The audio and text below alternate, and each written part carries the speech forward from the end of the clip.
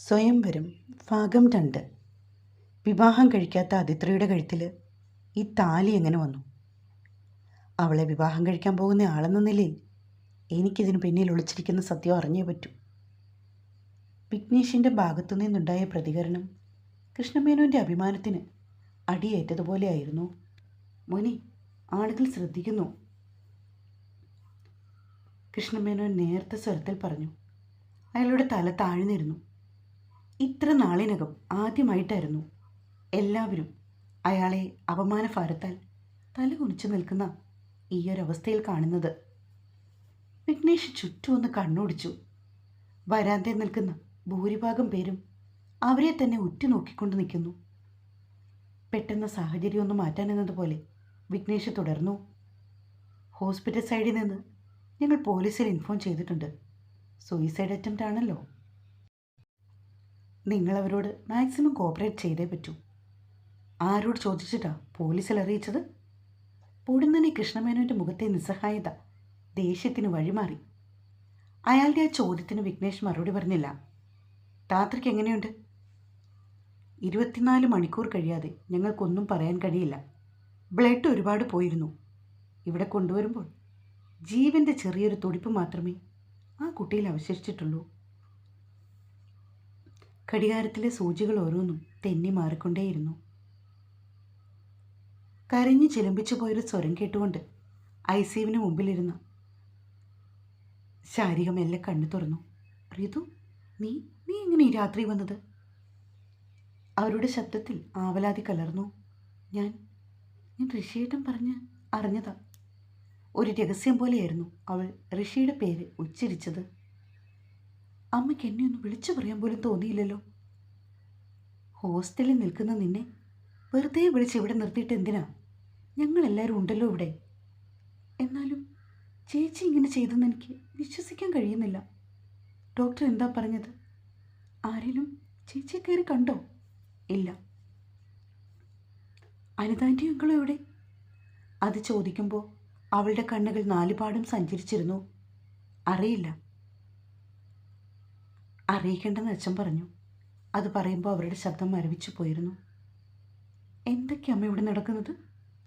ചേച്ചി ഇങ്ങനൊരവസ്ഥയിലായിട്ട് ആൻറ്റി ഞങ്ങളും അറിഞ്ഞില്ലെന്നോ? ഇതൊക്കെ എവിടെയെങ്കിലും നടക്കുന്ന കാര്യമാണോ? മകളുടെ ചോദ്യങ്ങൾക്ക് മുൻപിൽ ശാരികയ്ക്ക് ഉത്തരം മുട്ടിപ്പോയിരുന്നു. ഞാൻ എന്തായാലും ആൻറ്റിയെ വിളിക്കും. തടയാനായുള്ള ശാരികയുടെ ശ്രമങ്ങൾ വിഫലമായി പോയിരുന്നു. ഋതിക പറഞ്ഞ കാര്യങ്ങൾക്ക് ഒരു വലിയ പൊട്ടിക്കരച്ചിലായിരുന്നു അനിതയുടെ മറുപടി. അതിനുശേഷം ഫോൺ താഴെ വീഴുന്നത് പോലൊരു ശബ്ദവും. പിന്നീട് മറുഭാഗത്തു നിന്നും യാതൊരു പ്രതികരണവും ഉണ്ടായില്ല. അത് ഋതികയെ കൂടുതൽ ആശങ്കയിലാഴ്ത്തി. അവൾ വേഗം ശരത്തിനെ വിളിച്ചു. അങ്കിൾ, ആൻറ്റി എവിടെ? വാർത്ത അറിഞ്ഞപ്പോൾ അവൾക്ക് ഒന്ന് ഷോക്കായി. ഇപ്പോൾ കുഴപ്പമില്ല. ശരത്തിൻ്റെ കൂളായിട്ടുള്ള സംസാരം കേട്ടപ്പോൾ ഋതികയുടെ മനസ്സിൽ എവിടേക്കോ സംശയത്തിൻ്റെ വിത്തുകൾ മുളപൊട്ടി. ചേച്ചിക്ക് ഇത്രയും വയ്യാതായിട്ടും അങ്കിളിനൊരു വിഷമവും ഇല്ലെന്നോ? ഒന്നുകിൽ അങ്കിൾ ഇത് നേരത്തെ അറിഞ്ഞിരിക്കണം. അല്ലെങ്കിൽ പലവിധ ചിന്തകളാൽ അവളുടെ മനസ്സ് കലുഷിതമായി.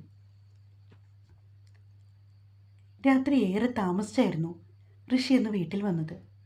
പ്രസാദും ശാരദയും ഹോളിലിരിക്കുകയാണ്. ഋഷിയുടെ കാല് നിലത്തുറയ്ക്കുന്നുണ്ടായിരുന്നില്ല.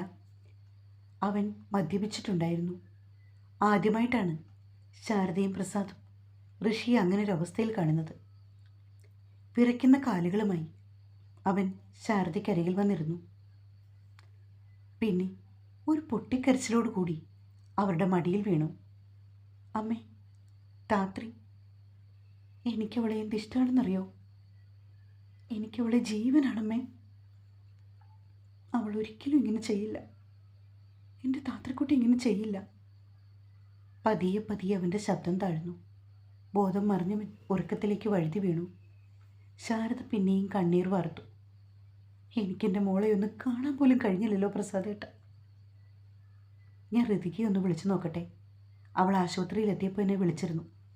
അയാൾ വേഗം ഋതികയെ വിളിച്ചു. അവളിൽ നിന്നറിഞ്ഞ കാര്യങ്ങൾ കേട്ടതും അയാൾ വല്ലാണ്ടായിപ്പോയി. കാര്യം അന്വേഷിച്ച ശാരദയോട് അതിത്രയ്ക്ക് കുഴപ്പമൊന്നുമില്ലെന്ന് മാത്രം അയാൾ പറഞ്ഞു. പിറ്റേന്ന് പുലർച്ചെ തന്നെ അനിതയും ശരത്തും ആശുപത്രിയിലെത്തി.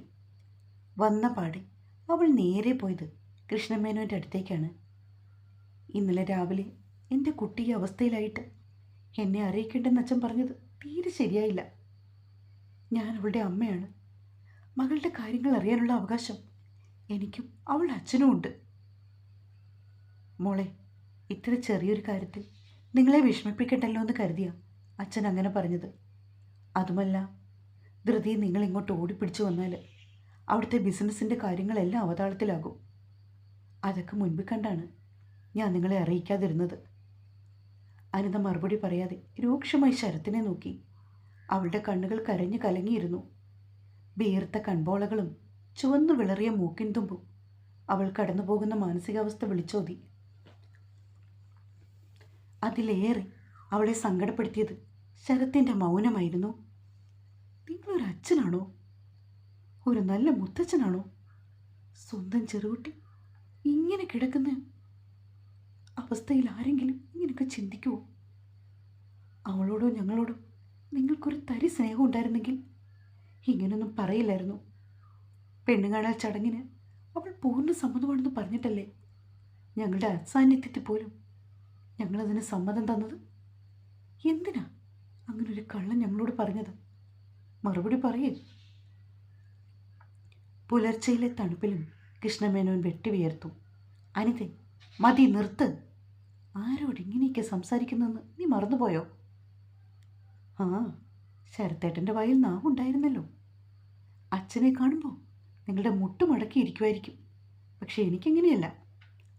തീർത്തും പുച്ഛത്തോടെയാണ് അനിതയത് പറഞ്ഞത്. ശേഷം ദേഷ്യത്തോടെ വെട്ടിത്തിരിഞ്ഞവൾ മുൻപോട്ട് നടന്നു.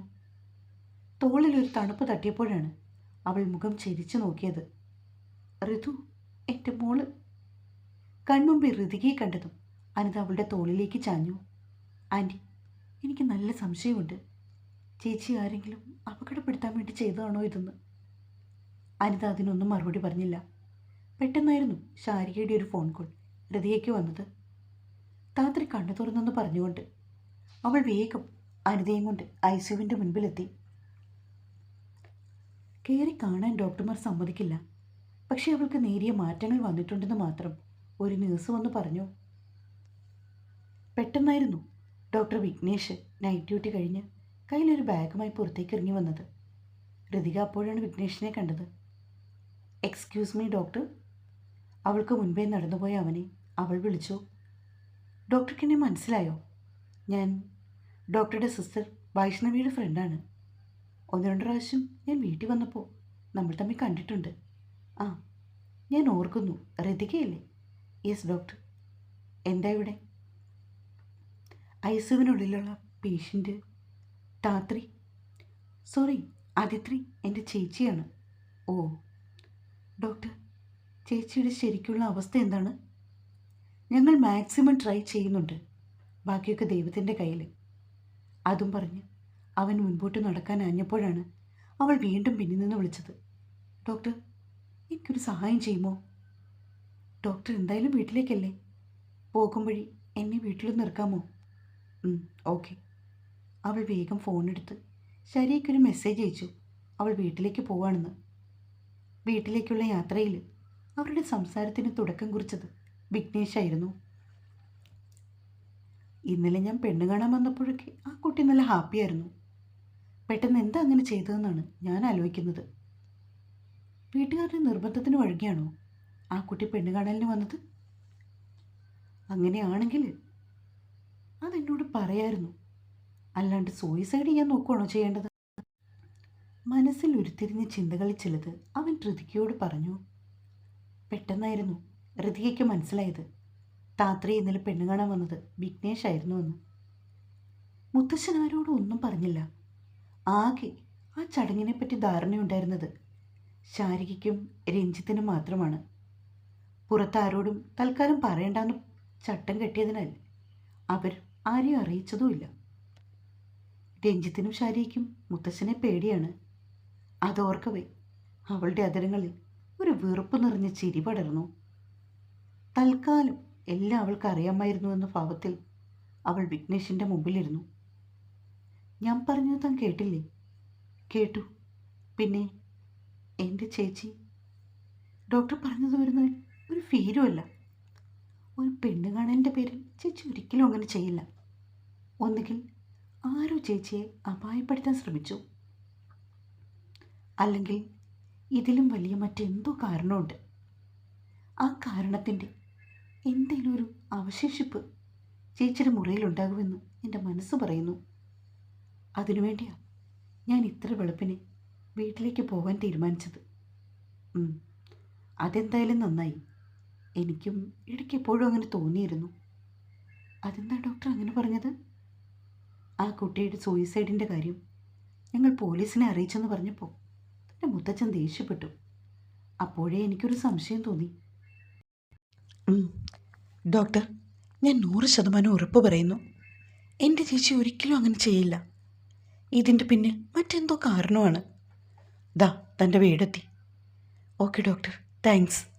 അതും പറഞ്ഞ് അവൾ പുറത്തേക്കിറങ്ങി. ഞാനും വരട്ടെ? ഒരുപക്ഷേ അതൊരു കൊലപാതക ശ്രമമാണെങ്കിലോ?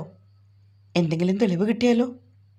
അവനും അത് കണ്ടുപിടിക്കണമെന്ന് അതിയായ ആഗ്രഹം തോന്നി. പിന്നീട് അധികം താമസിയാതെ തന്നെ അവരിരുവരും വീട്ടിലേക്ക് കയറി. അതിത്രയുടെ മുറി ലക്ഷ്യമാക്കി നടന്നു.